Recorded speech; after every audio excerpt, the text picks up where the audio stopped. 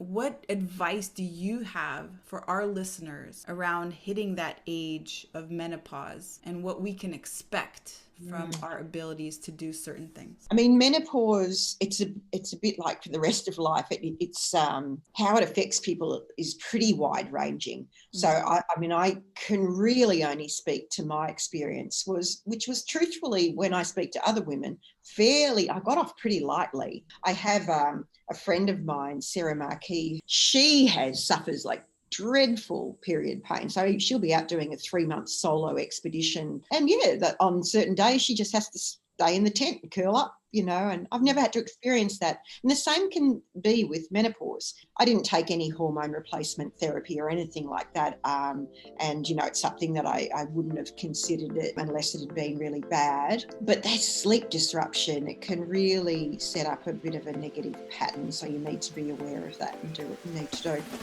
Welcome back, friends. I'm your host, Sherry Shaban, and with each episode, I am honored to be your coach and guide in the journey to make peace with food, fall in love with fitness, and ultimately yourself. My intention in each episode is to help you release the old story of who you are and step into the one you're always meant to be. We'll challenge conventional diet and fitness culture and understand the importance of tuning out all the shoulds they tell us to do and tuning into our own inner wisdom instead. What you focus on, you create more of. Through these conversations, you'll shift your focus from what you're supposed to be doing to who you want to be, so that health and fitness and ease around food is not just what you do, but who you are. And if you find that this conversation resonates with you today, then I want to invite you to join our free Make Peace with Food Facebook community at myfoodfreedomlifestyle.com, where you can connect with me and my team directly and access all the free trainings and resources we have for you so you can regulate your nervous system and make peace with food. And then also remember to share this episode with someone who you think needs to hear this today. The links are in the show notes. All right, now let's get into it. Now, many of us have questions and concerns about how we should approach health and fitness, how we should approach training as we age, and especially for women as we reach menopause, and how we can gear our nutrition to help support our body and to also help support our training. We have a lot of limiting beliefs around that age, and we also have a lot of limiting beliefs that are given to us from society about what is expected of us as we age and what we lose and give up as well as we age. Today we have the magnificent Jan Saunders to share with us her insight on being marvelously menopausal and how to navigate through this time of life and how it can actually be some of the most fulfilling moments of our lives. Hi, Jan. Welcome to the show. Hi, Sherry. Thanks for having me. Oh, I'm so excited you're here. So, Jan, you have an amazing story and an amazing attitude, and we connected a couple weeks ago. And what I love the most is your energy, and you're just full of so much passion for life that I want you to share with our listeners today what we can expect as we age. And many of us women have a hard time, especially as we see our kids grow older or we see our bodies start to change. And as we reach that age where we are changing our hormones, we are changing the way we sleep, and even just self-image. But today I'm hoping you share with us some insight and help us get excited about this time. Well, I hope I can do that. I'm pretty excited about this time. Not always. Not always. There are times, right, we're human. But look, honestly, when I turned 40, I thought that's when I always say this is when I started to get my shit together, right, at 40. And then, at 50, honestly, things have just blossomed. I was actually, my hair's still wet. I've just come back from a 12K paddle on my surf ski. And as I was paddling back, I was literally thinking, I had this thought come into my mind, and I thought, what have I achieved in the last 10 years that I'm proud of, that have been both that I'm proud of, but also that have grown me as a woman and a human being. And I started off and I thought it was a bit mediocre. And then I had to give myself a little virtual slap around the face. And I said, yeah, but what about this? And what about that? You know, I thought, wow, I've had an amazing decade since I was like, well, I'm just coming up to 59 now. So I was sort of taking it from 49 to now. And I thought, wow, I've actually done a lot. I've really had some major changes in my life. And that just really encompasses to me the excitement that we just don't realize in our 40s, that what our 50s and beyond has to offer. Yeah, and I like that you bring that up, Jen, because I think for most women, we reach the age of 40, something about letting go of the 30s, where we feel that now it's just downhill from here. Our bodies are going to change, our hormones are going to change, and we're maybe less desirable. But how are you excited about this time, and why do you say that these are the most fulfilling times of our lives? I just love this conversation, I tell you.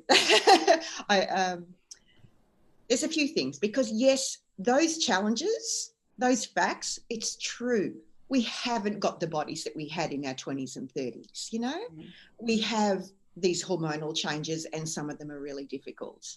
And yeah, look, I remember having a conversation with my mum, and when I was in my 40s, and she said, enjoy your 40s, because after that you become a little invisible to men.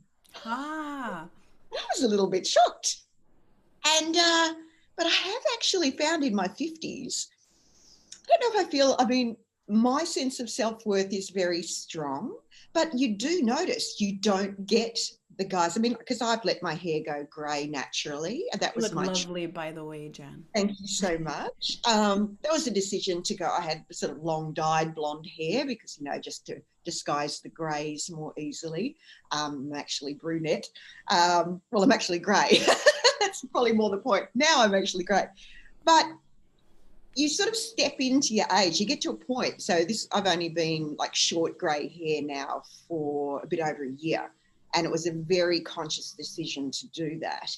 But yeah, there is a feeling often that you do become a little bit invisible to the opposite sex. Mm-hmm. But I always think a man worth his salt is going to see past that anyway. But everything else, I think that you get this confidence as you get older. At times, not everybody. It is a process to work through. I know that when I'm eating well, sleeping well, addressing my sort of the yin and the yang, and I'm out there training hard, training in the way I love to train, which is outdoors. Mm-hmm. You get this feeling of you look in the mirror and it's an inner thing, you know, it's an inner confidence, it's an inner power, and you really don't need that validation from men. I mean, they're really they're a bit silly over 50 anyway. Yeah, you know what? When we say that out loud, it almost does sound very silly. And you know, I remember when I was in my 30s, I remember just feeling that I was stepping into myself. And my friends in their 40s would tell me, "Well, just wait until you're in your 40s. Then you're really going to be comfortable with yourself. You're really going to accept yourself as you are. You're not going to care about what others think." And it's true. As soon as I hit 40, that's exactly what happened. And now my friends in their 50s are telling me, well, just wait until you're in your 50s, because not only do you not care anymore, but now you're going to start telling everybody off and tell them exactly how it's supposed to be. And I see that, you know, and I find that it's very sad in society. We put our value a lot on our looks. And I mean, when it comes to health and fitness, it's probably the primary reason why people want to make a change. It's to make a change in their physical appearance, you know. But the truth is, I really see aging as a gift, because we can either pass away young, and we can pass away young and you know, full of vitality, and we don't have the grays and we don't have the wrinkles, or we get the privilege to age. And there's a very big difference between saying I'm old and I'm aging, because aging is a natural thing that we are privileged to go through if we are given the opportunity. Absolutely. And it really is that. And I think that, you know, the activities that I like to do, as I said, I'm an outdoor nature girl. there's something about that connection with nature that I experience every day, and I share it through my Instagram pages, you know. And I must admit, through COVID, because we weren't really affected up here in Queensland, in Australia, I was still out paddling and mountain biking and trail running, and I felt almost a little bit guilty, but you know, it's the aliveness of nature makes you come alive. You know, I was a little bit tired when I hit the water just after sunrise this morning, but you know, there's a bit of wave up and it just exhilarates you. And it's so much that it does come into my mind a lot, the privilege we have to be an aging female independent in this world. I mean, it's an incredible privilege. I have this thing where, you know, I'm still, I think the 50s are a little bit, especially coming towards the late 50s. I made a decision about 18 months ago to move from Southern Australia to Northern Australia. So I was going into a warmer subtropical climate, as you can probably tell from the view behind me out here on I'm the so deck. jealous of your view right now. Maybe you have to turn off the camera. Here in Montreal, we have a lot of snow. You don't want me to turn it around then and look that way. But that's really beautiful. But anyway, what was I saying? Yeah, look, that decision, I'd wanted to move north. I've been solo for 8 years. So like I haven't really even dated in 8 years. And it's not because I'm completely closed to it. It's just like I have my standards. I'm very happy alone and in my life, so I'm not going to really compromise those standards. But after my mother passed early in 2019, you know, I'd always had that desire to move north, and I had that thing. Well, okay, I think watching your loved ones come to the end of their life. I was actually with her when she died, which was a real privilege. Difficult, but a real privilege. I think it really brings into sharp context how precious life is. So she was 94, she was a great age. Amazing. But it doesn't matter what age, you know, you just know that it can be gone like that. We've all had friends that have passed early and often suddenly. And it was really in my mind, like, what, you know, did I still want to do this? Did I still want to make that big move and leave everyone I knew back in Victoria and move north?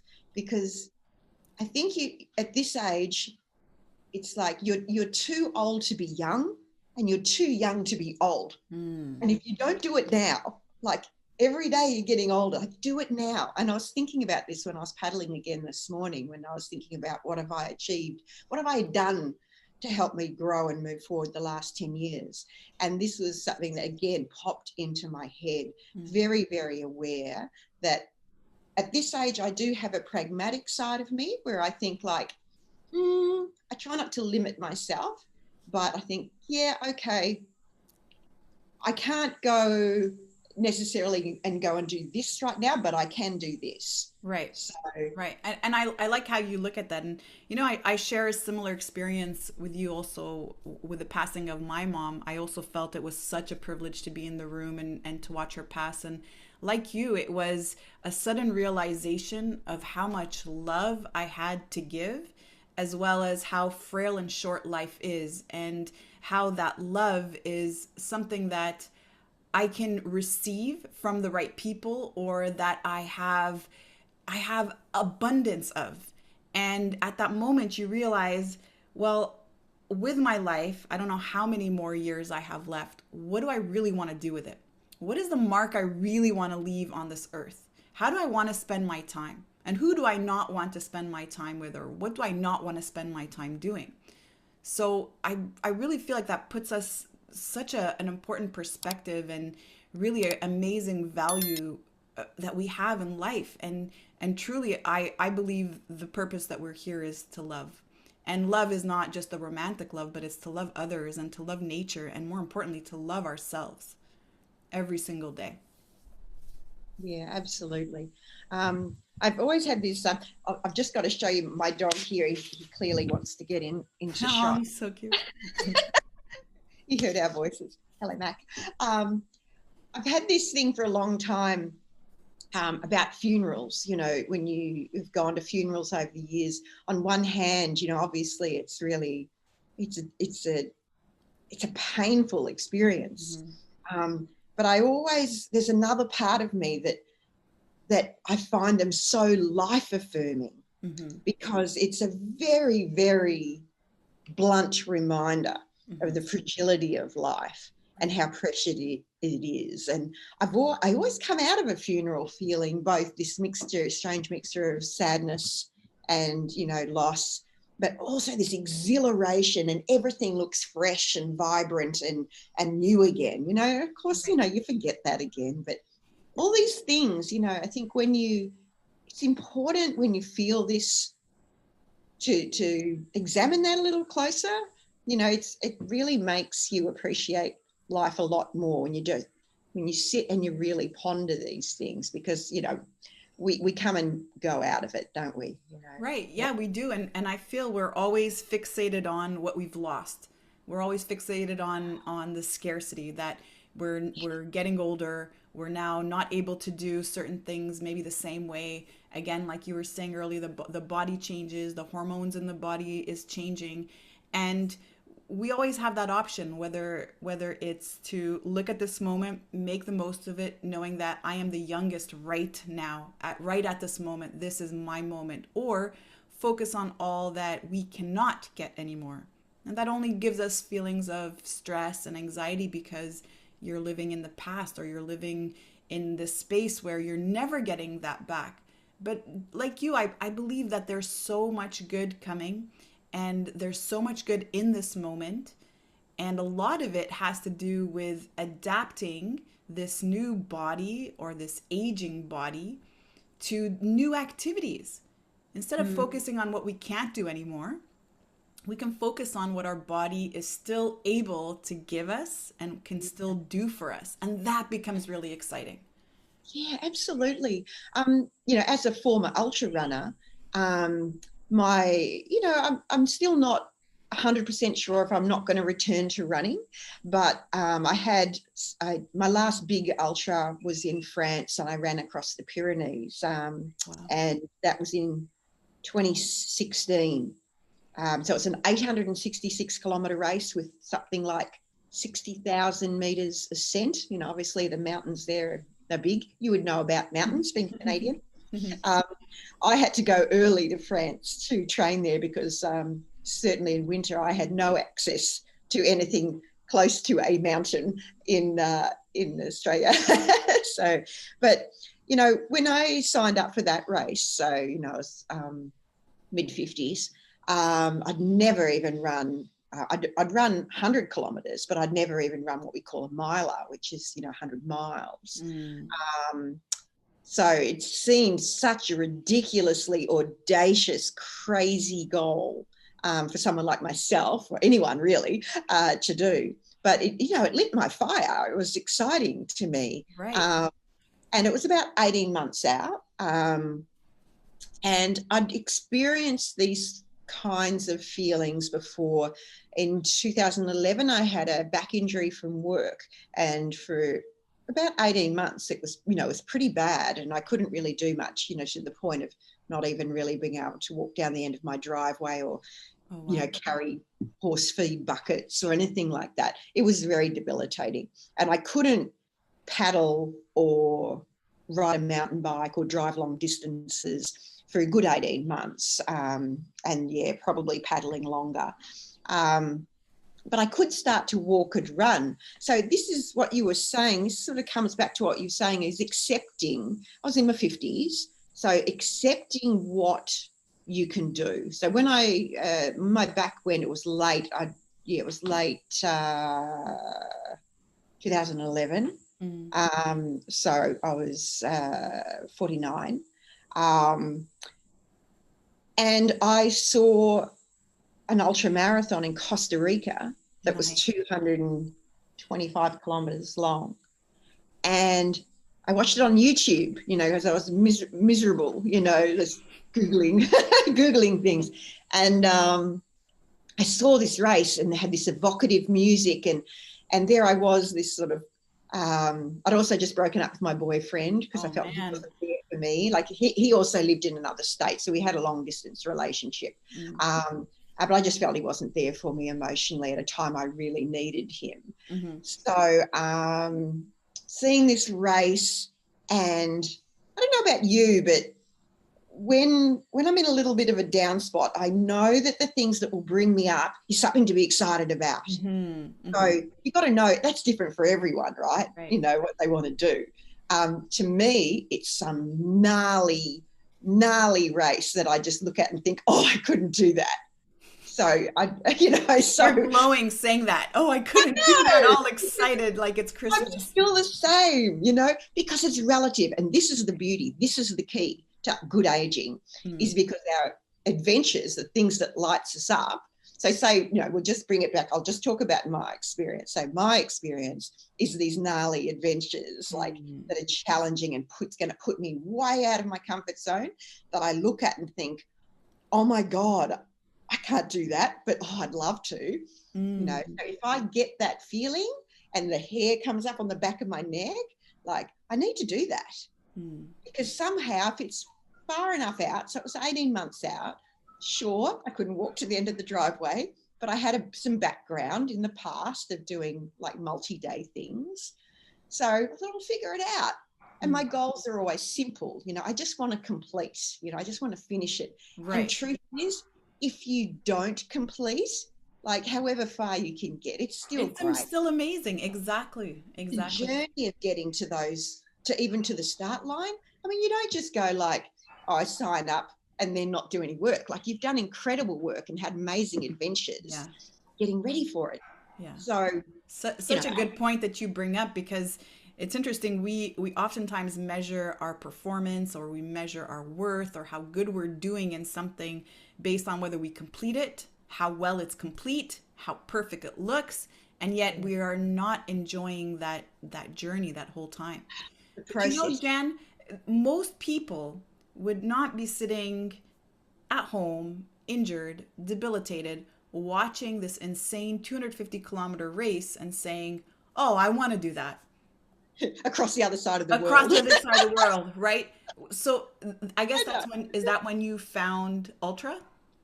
Yeah, pretty well. You found Ultra at the lowest point when you were injured. Yeah. When you had just broken up with your boyfriend and said, well, this is now for me. Where does that hunger come from? Look, before I hurt my back, so in about 2008, I think it was, maybe 2007. Yes, 2007. I had decided to do a little adventure race. So I'd heard about adventure racing. I was actually in Africa, and with some friends, we just climbed Kilimanjaro, and I'd so enjoyed the training process for that trek. Again, I was post break up with a boyfriend and a bit sad. So that's the magic formula then. Yes, just keep breaking up with the boyfriends, and then you just go, I've always actually said, I think that's part of the reason why I'm happily single. I said, I think I'm a more interesting, adventurous person when I'm single, because, it's sort of, in a way, it's sort of to distract yourself, to have some big gnarly goal that something else is going to light your fire other than them. So I think it's sort of a great thing. So I was in Africa, just climbed Kili, thought about adventure racing. I'd heard about it and thought I haven't ridden a bike for 18 years. I've never paddled. I wouldn't have a clue how to read a map, but I can run. So I signed up and I started doing that. So I started to do, in the end, I was doing I did one of the World Series races, which is a 10-day race and really hard.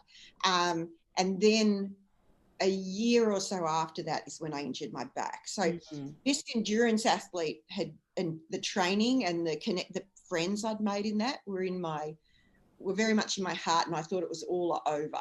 It was over.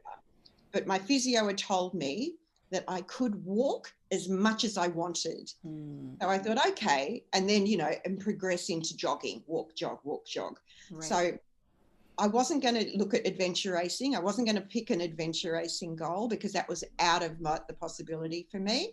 But find what you can do, right, and then extrapolate that to the most ridiculous looking thing from where you are. And it's really only that really audacious goal that when you are really in a funk, that is going to be that little glimmer of flame that's going to get you up and out and make you go and walk. It's like it's having a firm goal, isn't it? right. And knowing, like I've done endurance, I know if you don't do the training, you're going to be a world of hurt and you won't have a hope of finishing. Right. So you've got to do that step by step by step. And truthfully, to me, it's always been about the journey. I actually love the journey to the start line. I love that because it's those little incremental steps that you take. Right. And it's where all your growth happens too. And again, coming back to any big goal that we have, especially, New Year's goal where we have weight loss goals or we have certain goals to finish a race, we're always so fixated on that day, that result, that outcome, but not on the process of getting there. But enjoying that process of getting there ends up becoming habits that we create in our lives that are a part of who we are.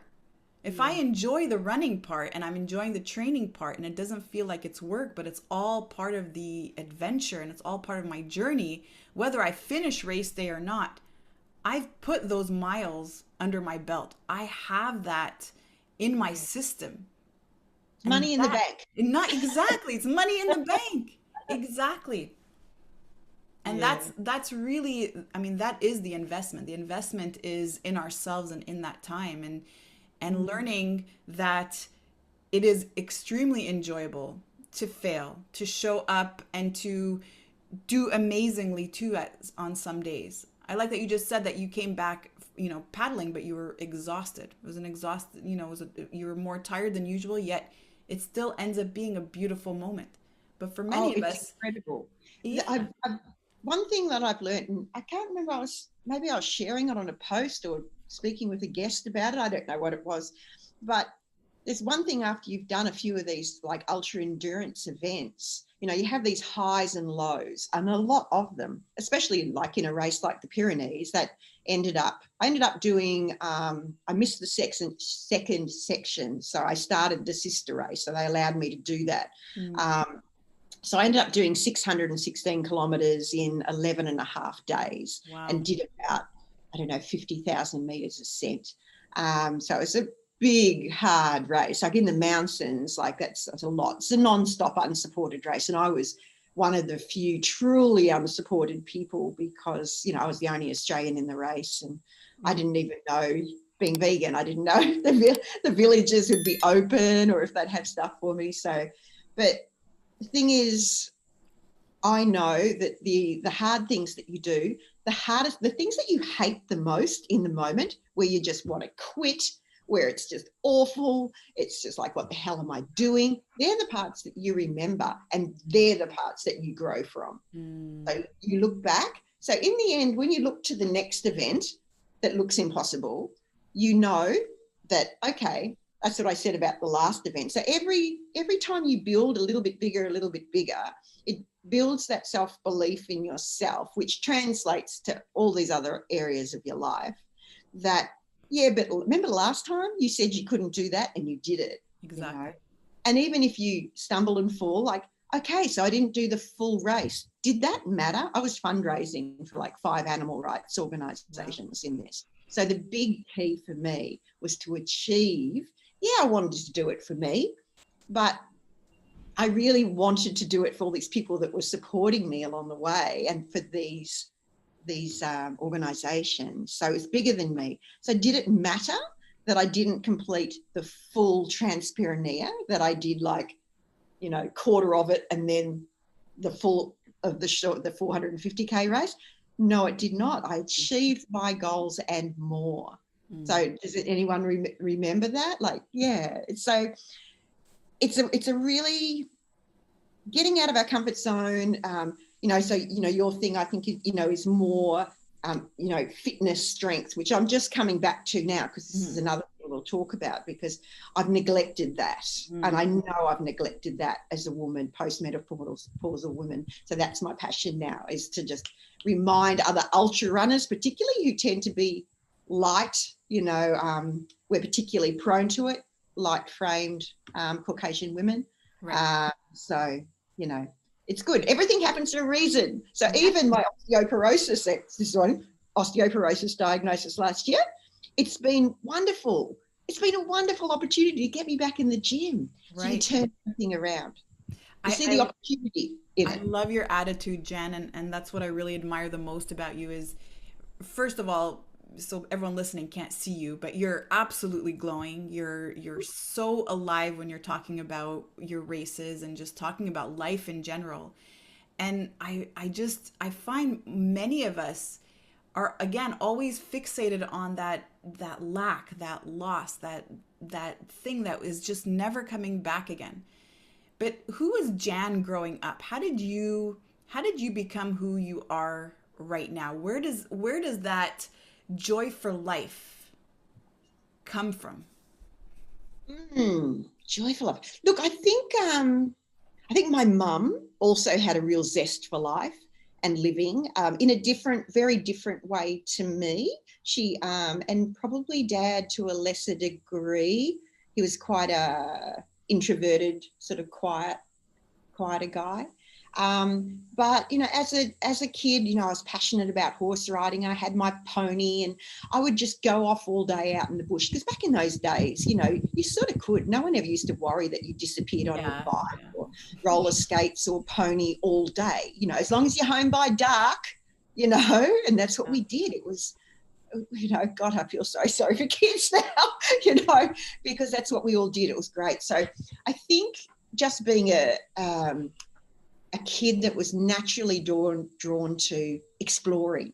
So I just liked exploring, being outside and, making mud pies and climbing trees. I was a tomboy, So I think that sort of thing, again, it's being in nature. You feed off nature, and I think that everyone that I know that is a bit of a nature nut or loves getting out and doing stuff in nature, they might struggle with certain things, sure, like anyone else, but it really does light them up, and it does give you a sense of resilience and what's possible. I think that's it for me. I do. And also, I was an avid reader, and I was always reading like adventure books and pony books, and so there was always, I remember my mum actually saying to me when I was quite young, saying, I think I was like 16 or 15 maybe, she said, if you want a farm, because I'd expressed that I wanted a farm, she goes, if you want a farm, she goes, you've got to start saving now, because don't ever expect a man to buy you anything. Oh. And I thought and what a great lesson that was for me, So I started saving for my farm, which I did end up getting when I was 16. Yeah, so good on you, Mum. Yeah. You say all these things, and I have to agree with you. I do believe there's a special power that we have once we connect with nature. And in order for us to explore anything in our lives, we just have to have a sense of curiosity. And that sense of curiosity has to be one that is removed of any fears. We're so afraid of failing. We're so afraid of trying new things. We're so afraid we're not going to be good at these things, or that people will make comments. And that's really what blocks us from trying a lot of things. And especially something like finding ultra running when I think you were 49, right? Yeah. And I think, I don't think it's not having fear. I think it's getting comfortable with fear. I think it's actually necessary to have a level of fear in certain, because I've done some mountaineering. So it's sort of, it protects us in some certain ways, but we have to be savvy enough to be able to dissect that to a degree and see if it's, limiting us unnecessarily, or is it protecting us from actually dying? So it's how we negotiate that fear, I think, that's really important. This is why I sort of value, people say, oh, they're fearless. I think it's more like, I think courage, having courage is a better word. You know what I mean? Like just being willing to have a crack. So just have a So crack. well said. That is so well put. Absolutely. And yeah, the fear is there because you're right. The body and the mind is always trying to protect us. But knowing that that fear is there and understanding, well, is it a rational fear or is it a fear that is there really because ego is in the way or, not being able to complete something and it's that failure that's in the way. So Yeah, very, very yeah. powerful, Jen. I find it very, very hard to work with women in the age group that I work with. And I mentioned to you before, I work with women, in their mid 40s and up until their 60s. And many of them have that mindset where as we get older, as women, we have less value. We are less desirable. We are less able of and capable of doing certain things. And of course, when it comes to creating commitments around our health and fitness, we approach it with the exact same attitude that we are feeling that we are not enough or that we are not able to do these certain things because again the odds are against us. Our bodies have changed, our hormones are different, and if we've had kids we have this belief system that our bodies just won't return back to the way that it was. So what advice do you have for our listeners around hitting that age of menopause and what we can expect from Mm. our abilities to do certain things? I mean, menopause, it's a bit like for the rest of life. It's how it affects people is pretty wide ranging. So Mm. I mean, I can really only speak to my experience which was truthfully when I speak to other women, I got off pretty lightly, but also speaking to mum back in the day, she did too. I was never one to suffer from period pains, for instance, and a lot of people, certainly do, and it's debilitating to them Right. every month. I have a friend of mine, Sarah Marquis, who's a National Geographic explorer. She is amazing. If you get the chance to look at her on Instagram or something, she's a really good pal. We usually speak several times a week. She lives in Switzerland. She's French. But she suffers like dreadful period pain. So she'll be out doing a 3-month solo expedition, like, no trail. She'll be doing fair income expeditions through wild places. And yeah, that on certain days she just has to stay in the tent and curl up, and I've never had to experience that. And the same can be with menopause. Yeah, I had the sweats. Like they're not fun. Mainly because like you can cope with it during the day. It can be a little embarrassing, I think, if you're in a corporate world or something. But for me, it was the disruption to sleep, because that sets a pattern going forward, because it can last for a long time with many women. I didn't take any hormone replacement therapy or anything like that. And, it's something that I wouldn't have considered it unless it had been really bad. But that sleep disruption, it can really set up a bit of a negative pattern. So you need to be aware of that and do what you need to do. Yeah, your body changes. So I noticed I went from like having abs, visible abs, to accumulating more body fat on my tummy. And just that, you can't, I used to be able to eat whatever I wanted to. And still to this day, like I'll creep on 3-4 kilos maybe, but I've just got to eat properly and train more regularly, and it'll pretty well take care of itself. But not everyone is that fortunate, So it's really a matter of figuring out how it's working for you, and then you've got to be at peace with it. It doesn't mean that it's a cop-out, that like you go, oh, this is how it is now, so I'll just like eat whatever I want, or, not train. It's more important than ever that you start to train, but perhaps you have to start training differently. So for me, particularly with the osteoporosis, I'd been saying since I was 50, I really should go back to the gym, because I used to do bodybuilding in my 20s, but I just got so sick of it. I never wanted to go inside a gym again. But now I'm just going back and doing a bit. I'm actually really enjoying it again. So I needed a strong why though. And I think having a strong why with a lot of things, like going vegan, for instance, you need a strong why. You need an internal why. Mm-hmm. Leaving a marriage, you really need well, sometimes they make the decision, I suppose, but it's got to be a strong why for anything that's important in your life. So find out what that is. Yes, absolutely. And that ends up being our driving force. It's what keeps us going when we don't want to anymore. Yeah. So why did you become vegan? For me, it certainly just was an ethical consideration. It was just about animals. So I was just, I talked to many, many people, who are vegan. And I love to ask them their transition stories because, you don't ever meet well, they are around, but I've never met someone that's vegan from like the start. But I certainly know of people who are. But most of us come to a realization. I was pretty late. I was 50. But I didn't move in a circle where people really questioned the status quo. That's the truth of it. I didn't go to university.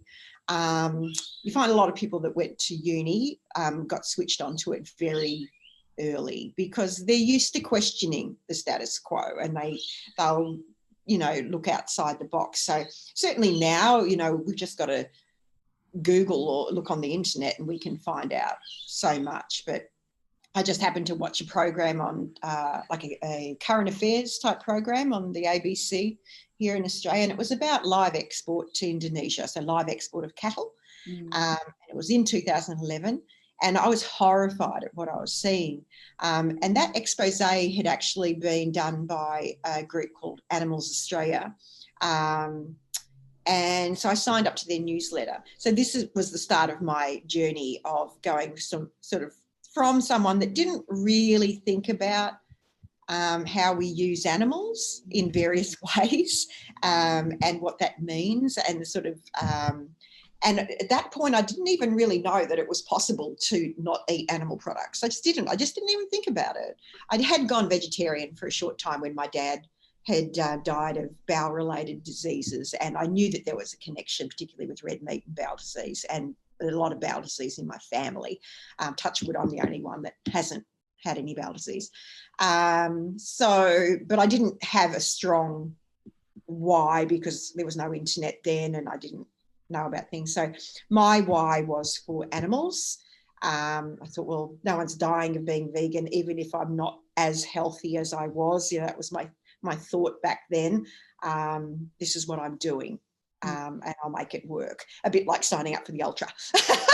Right. I'll make it work. I'll figure it out. I'm just signing up. I'm doing this. Just say yes. Yeah. So that was a classic example. But of course, then I made it my business to learn how to do it well.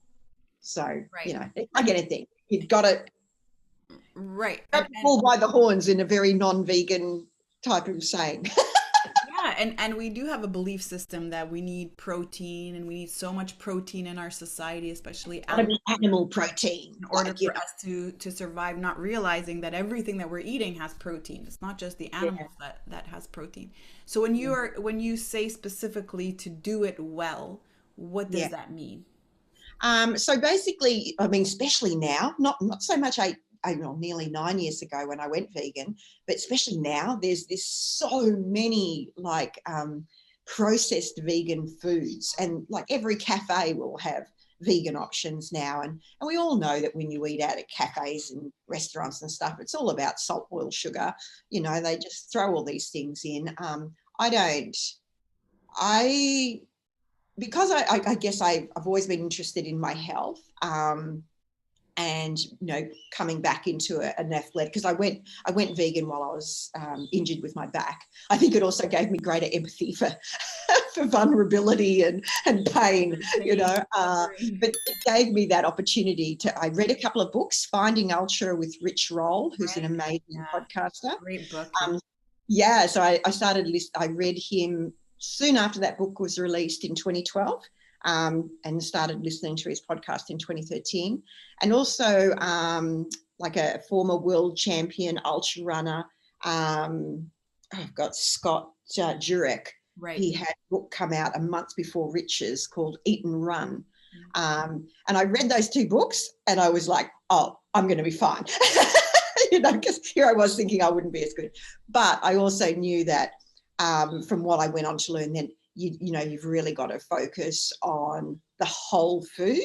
It wasn't, as I said, it wasn't so much of an issue then, but it's a real issue now. And it's what I really try and encourage people that are either going vegan or moving more flexitarian to really move away from that delicious and tantalizing food that they see outside of their home. Like, just no, have it every now and then. Food, yeah.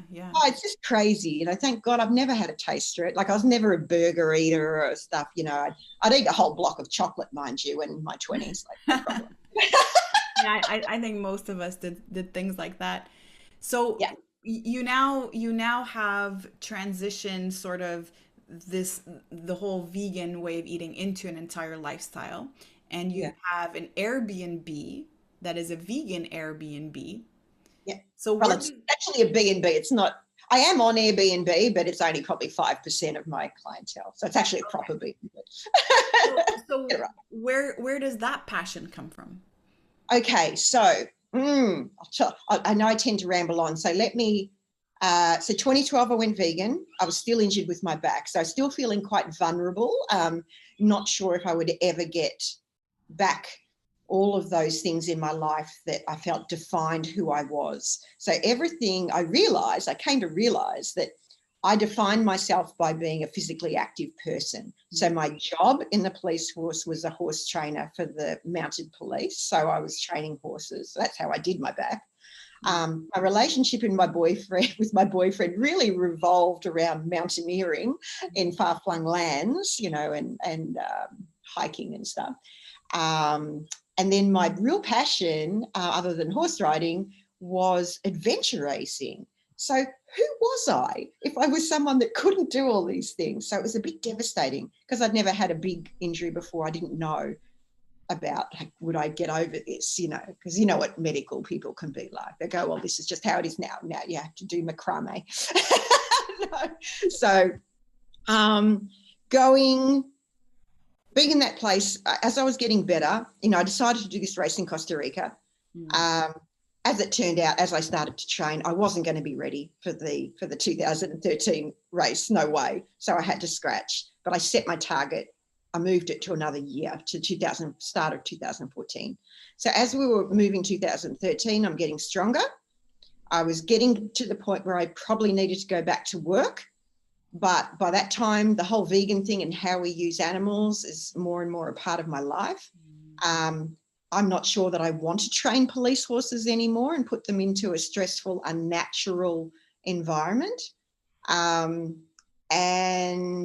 I was also worried that going straight back into horse training was going to ruin my back again. And I didn't want to go back to that place. Yes, I was also probably under the influence of some rampaging hormones. I was menopausal after all. I was actually sort of perimenopausal at that time. So I decided to go backpacking for a year. I just did I'd never traveled overseas on my own.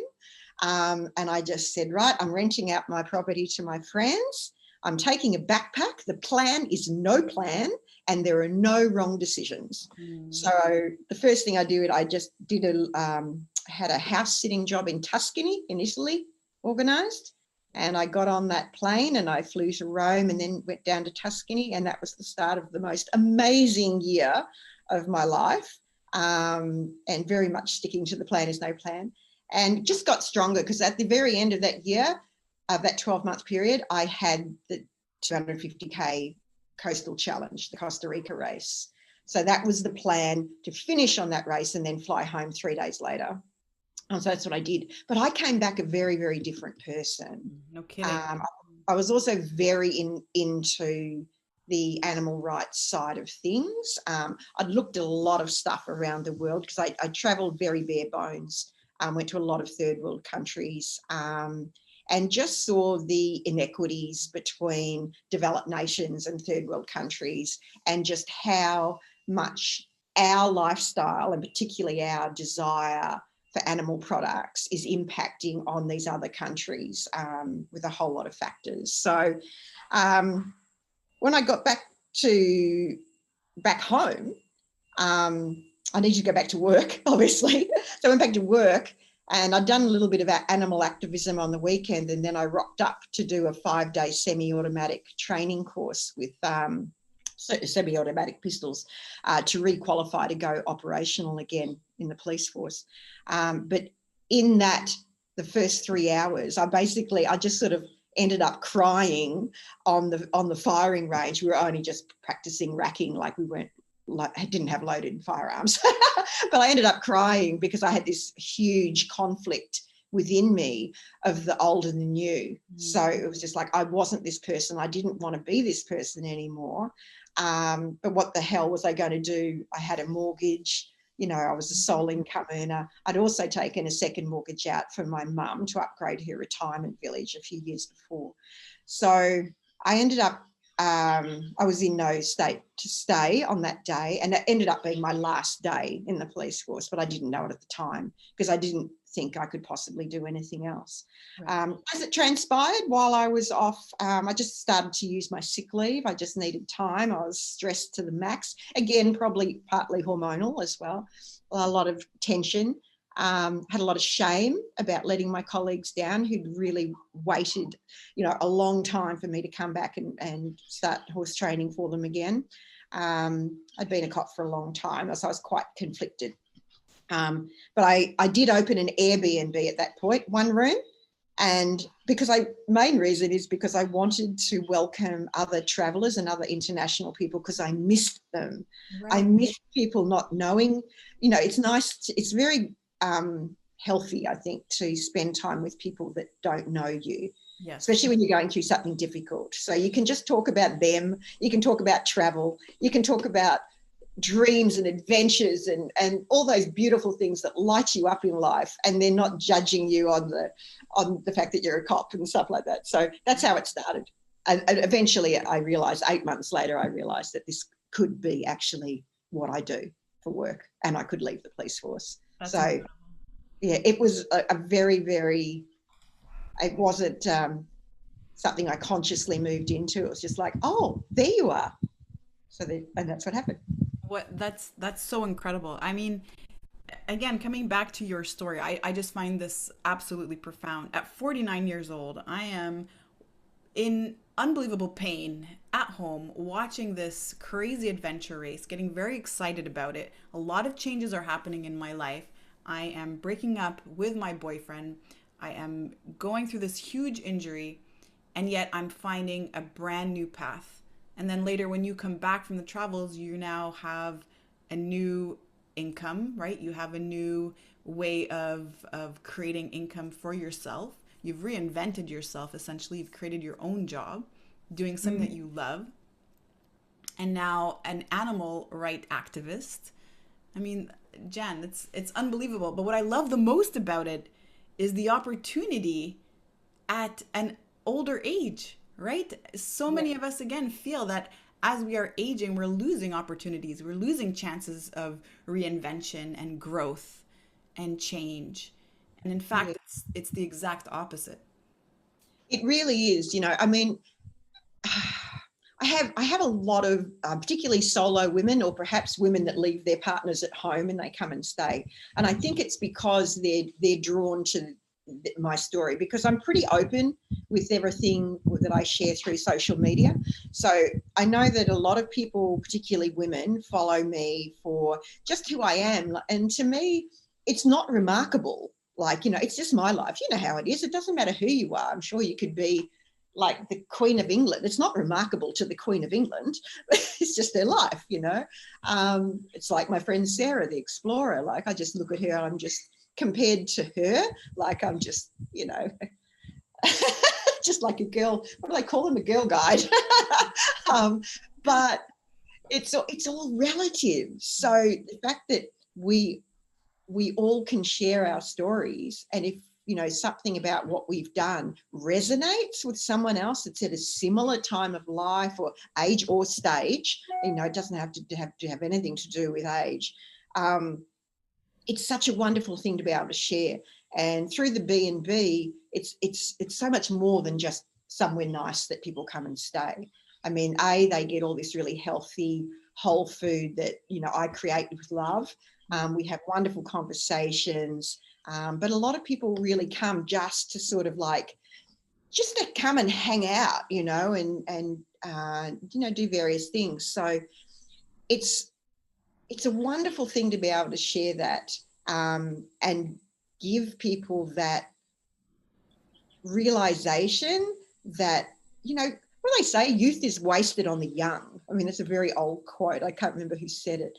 But it is true, because as you get older, sure, okay, maybe you can't do some of those things you did when you were 20, but like I said, you'll create your own adventures. I have this thing in my mind where, so say the Trans-Pyrenea race, I knew, if I don't do that now, I'm not going to be able to do it. That is a really hard race. I cannot waste time. I have to sign up and do that race, right, if I want to do it at all. So now that might be true, but when I look at myself at 80 years old, heaven, I hope we still have a functioning planet when I'm 80 years old. But I think the adventures will be relative. They'll still be just as hard, right, but perhaps from where I was at 40, that's not that hard. But there's no judgment there. Right. It's like our bodies. Let's make the very best of our bodies and our health that we can. Work with what you've got. Yeah. Not thinking about, I do it all the time. I'm always looking at things on my memory feed. I've had an amazing life. I look back and think, oh, look at me there, and I wish I could do that. And yeah, I do it, but then I catch myself. I say, well, create your own adventure today with what you've got. Your own adventure. Exactly. So well said, Jan. Well, we're now nearing up the end of our introduction here and our interview here. And I just wanted to ask you if you have any final questions that you want to share, or final statements you want to share with our listeners today. Oh, well, I guess the theme of our conversation has been that sort of postmenopausal women. One thing that is a passion for me, and I only just touched on it lightly, was the fact that, I found out I had osteoporosis last year. I've never broken a bone, touch wood. And it was just because I was proactive about my health. So, when I turned 50, I went and had breast screening. And I haven't done it since, and I've actually probably won't, from what, just because I've looked at quite a lot of stuff about that, but I still, self-examine. But I decided to have a bone density scan because I was 8 years menopausal. And I thought, I will get a baseline for the future. I was so surprised when it came back that I had osteoporosis. So, and of course, everyone I knew, because everyone knows I eat really well. I do, I used to carry packs, and I carry horse food.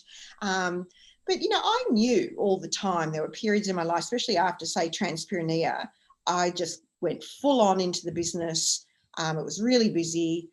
I was just walking. I did do every year, I'd go and do a long solo multi-day hike. But it's not that consistent. We need to be consistent, right, with these things, with weight bearing. I wasn't having much in the way of calcium set tofu. I wasn't having much in the way of legumes. I was having a lot of dark leafy greens, but it was more in the form of salad. Whereas I think it's more important to have some cooked greens on the lower oxalate side of things. So the way I've tweaked my diet now, I have my dietitian involved, who's wonderful. She did the nutrition component of my, I have a midlife meal planner, so plant-based meal planner and nutrition guide. So she did a really good whack of the nutrition guide and, oversaw everything that I put in that. But it's focused mainly on midlife women.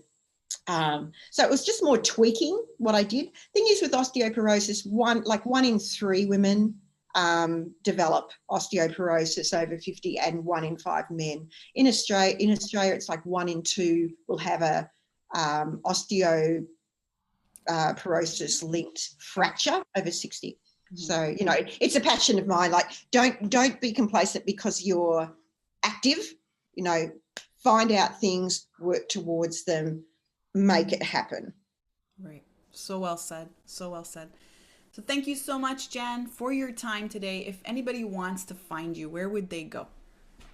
The normal socials. So I'm on the Beat Retreat, Vegan B&B on Instagram, but Marvelously Menopausal as well. It's just where I sort of focus more on just sort of empowering women, health, nutrition, movement, that type of thing. At the moment, I'm doing a little Instagram TV thing of bringing it, sharing my journey back, because I'll go back to multi-day hiking this year, but I'm just recovering from foot surgery.